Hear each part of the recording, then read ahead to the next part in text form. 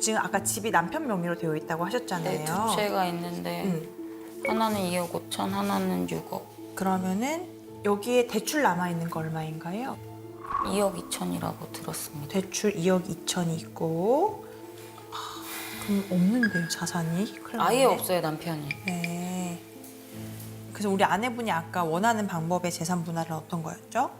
저는 아이들하고 네. 살 집이 제일 중요하니까 네. 집을 명의 이전을 저한테 해주고 천한 집을 네. 네네 그 대출을 본인이 갚아 나가는 걸로 재산 분할을 저는 근데 이거는 네. 불가능해요. 불가능한 이유가 뭐냐면 전세보증금 반환 채무까지 있으니까 자산이 정말 없어요. 그래서 지금 집 보증금을 저희가 받는 방향으로 그 4천만 원을 받는 것으로 하고, 그리고 그 아내가 첫째 자녀의 과거 양육비로 3천만 원을 가져온 부분이 있습니다.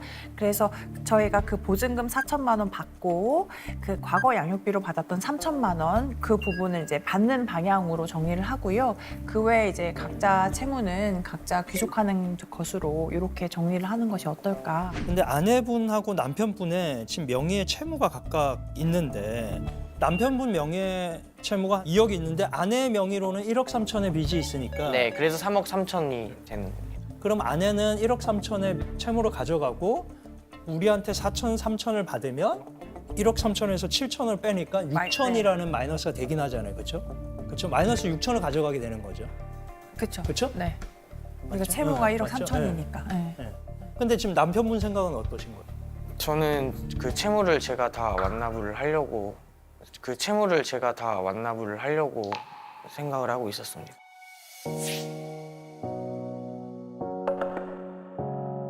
아내분의 1억 3천의 빚도 내가 가져가겠다. 네, 그렇죠? 네. 1억 3천을 가져가겠다라는 생각이에요. 애들을 키워야 되는데 부채가 있으면 힘들지 않을까 해서 좀 털어버리고 싶다는 생각으로 그런 결정을 하게 됐습니다. 그죠. 아이들이랑 안전하게 쉴 수 있는 공간을 준비하는 게 사실 저한테는 큰 문제였기 때문에 빚을 갚아줘서 좋다 뭐 이런 감정은 없었고 어떻게 아이들하고 살아야 되지라는 생각을 했던 것 같습니다. 이게 더 이득 아니에요?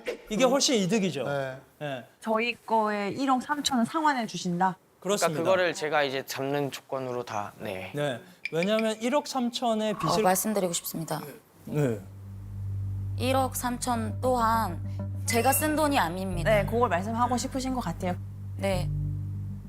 그래서 이제 남편분이 갚아준다고 하시는 게 어떻게 보면 맞아요. 조금 당연하다고 네. 생각을 하신다는 말씀을 하고 싶어요. 아니면 그게 당연하진 않아요. 법리적으로 보면 사실 가정생활에서 하면서 실수를 한 거기 때문에 야 이거 돈 벌다가 네가 실수했으니까 네 단독으로 다 책임져야지 이렇게는 안 돼요. 그렇게 말을 하는 건 아니고요. 아니고 왜? 좀 무서워지네. 본인이 그거를 갚겠다고 얘기를 했으니까 네, 그거는 저한테 어떤 추가적인 혜택을 주는 게 아니라 지금까지 결혼 생활하면서 계속 저한테 약속했던 부분이었기 때문에 약속을 지키는 거다. 법률상 타당한 거긴 하기 때문에 그러니까 우리한테 유리한 거니까 우리가 받았으면 좋겠다. 그거는. 네. 근데 그거를 받으면서 그 7천은 요구하지 말아라라는 얘기이신 건지 그렇죠. 그렇죠. 너무나 잘 알고 있고 근데 본인이 계속 갚아주겠다고 얘기를 했던 부분이라 사실 금액보다는 저는 도리라고 생각합니다. 남편이 결혼 생활 내내 경제권을 남편이 계속 가지고 있었고 제가 계속 물어봄에도 불구하고 제대로 흘러가고 있는지 그런 얘기를 전혀 해주지 않았고 카드값 얼마 나와서 그것에 대한 대답도 해주지 않았습니다. 지금까지. 어느 순간 보니까 경제적으로 어려운 상황이 결과적으로 보니까 그리고 남편이 몰래 추가로 대출을 계속 마이너스 대출을 계속 받았는데 아이 재워놓고 제가 밤에 알바를 해서 모은 돈으로 갚아준 돈만 3천 정도 됩니다. 그런 것들이 하나도 지금 인정이 되지 않는다고 하면 그러면 지금 저기 아내분이 받고 싶은 정도의 어느 정도의 액수를 저는 적어도 아이들과 지낼 수 있는 집이라도 저는 진짜 단칸방이라도 아, 그 얻을 수 있는 돈이라도 그 얻을 수 있는 받았으면 좋겠습니다. 목돈이. 네. 네. 너무 결혼 생활 내내 고생만 했는데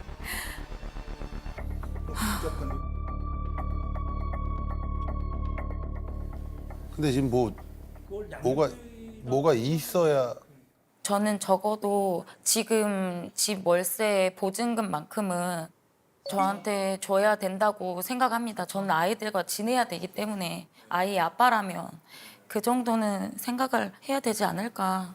조금 현실적인 방안을 생각하자면 1억 3천 중에 현재 거주하고 있는 거주지 보증금 명의를 이전해서 아내분이 받고 남은 돈이 이제 9천만 원이지 않습니까? 그 9천만 원을 분할해가지고 상환하는 방향으로 네. 해야 어찌됐든 일단 생활을 실질적으로 하면서 미래 대처가 되지 않을까 생각을 네, 하거든요. 맞습니다. 그래서 아내분도 이 부분은 네, 동의하시죠? 맞습니다. 네. 그러니까 지금 사시는 집에 살려면 보증금 4천이 필요한 거고, 그렇죠?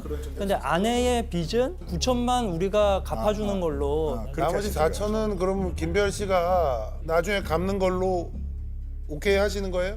네. 그렇죠. 왜냐면 저 건저 나머지 4천은 네, 내 채무니까. 네. 그렇죠. 이해 가셨죠? 네, 네.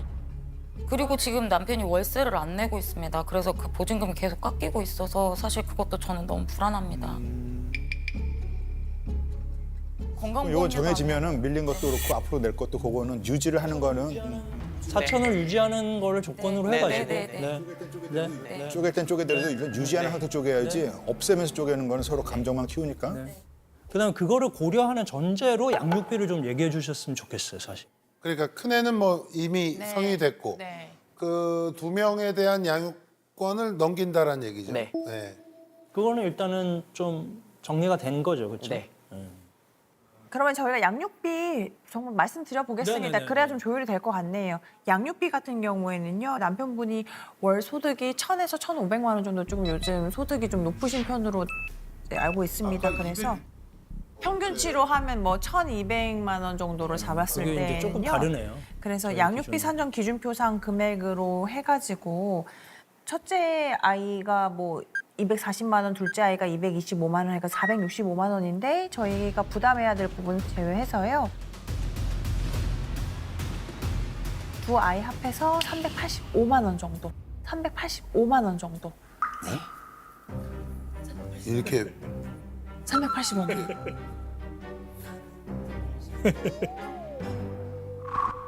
충분히 그럴 수 있을 거라고 생각했던 것 같아요. 그건 이제 약간 다른 것 같아요. 왜냐하면 남편도 지금 타일 일을 하는데 그게 이제 수입이 일정하진 않아서 왔다 갔다 하는데 1,000만 원 되고 뭐 1,500도 되지만 1,000만 원 안 될 때도 있고 이래서 그래서 평균 1,200. 그러니까 일단은 소득만 따져도 우리가 볼 때는 평균 한 1,000만 원 정도다. 그렇죠? 네.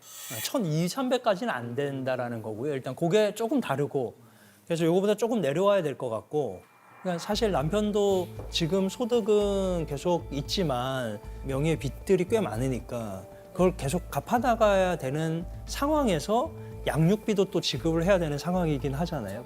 뭐 1,000만 원을 버는데 이게 지금 양육비가 400 나가고 그다음에 남편이 지금 아까 빚 1억 3천에 대한 이자는 또 나가야 되거든요. 그럼 사실상 거의 없게 돼요, 남편도. 그래서 그런 것들을 감안하면 저희는 385는 과하고 300만 원보다는 좀 밑으로 좀 떨어져야 되겠다, 그거. 최대치가 300만 원? 네. 최대치가 300만 원? 네.